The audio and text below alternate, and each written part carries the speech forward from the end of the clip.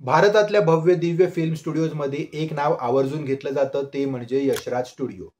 पण याच यशराज स्टुडिओची सुरुवात एका छोट्याशा खोलीतून झाली होती असं जर सांगितलं ना, तर अनेकांना विश्वास बसणार नाही. पण हे खरं आहे.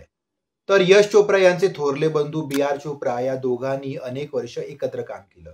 यशजींना पहिला ब्रेक सुद्धा बी.आर. चोप्रा यांनीच दिला होता. यशजींनी सुद्धा बी.आर. फिल्म्सला अनेक यशस्वी सिनेमे दिले. मात्र कुठेतरी या यशाचं श्रेय आणि आर्थिक वाटा त्यांना पुरेपूर मिळत नाही असं त्यांना जाणवलं. त्यांनी वडील बंधूंशी याबद्दल चर्चा केली. बी.आर.जींनी यशजींना स्वतंत्र होऊन काम करण्याचा सल्लाही दिला. पण त्यात त्यांच्याकडून कसलीही मदत मिळणार नव्हती.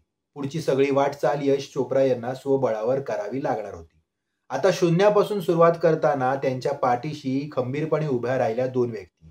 एक म्हणजे यश चोप्रा यांच्या पत्नी आणि दुसरे म्हणजे चित्रपती व्ही. शांताराम. चित्रपती व्ही. शांताराम यांच्या राजकमल कला मंदिर या स्टुडिओच्या पहिल्या मजल्यावर काही खोल्या होत्या. त्यात सेटवर वापरले जाणारे कपडे आणि प्रॉपर्टी ठेवलेली असायची. त्यातली 10 बाय 5 फुटांची खोली हे यश चोप्रा यांचं पहिलं ऑफिस बनलं आणि त्यांच्या यशराज फिल्म्सची मुहूर्तमेढ तिथे रोवली गेली. अनेकदा त्या खोलीतही कपडे आणि प्रॉपर्टी विखुरलेली असायची आणि त्यात यशजी आणि त्यांचे अकाउंटंट असे दोघे ऍडजस्ट करून बसायचे. इथूनच सुरुवात करून यश चोप्रा यांनी हिंदीतले एक नंबर प्रोड्युसर बनून मुंबईमध्ये यशराज स्टुडिओची भव्य दिव्य वास्तू उभी केली. आणि याच स्टुडिओमधून तयार झालेल्या अनेक उत्तम कलाकृती तुम्हाला ठाऊक आहेतच. विजन मोठं असलं ना की सुखसुविधा आहेत की नाहीत या गोष्टी तितक्या मॅटर करतच नाही. तुम्हाला काय वाटतं? आम्हाला जरूर कळवा.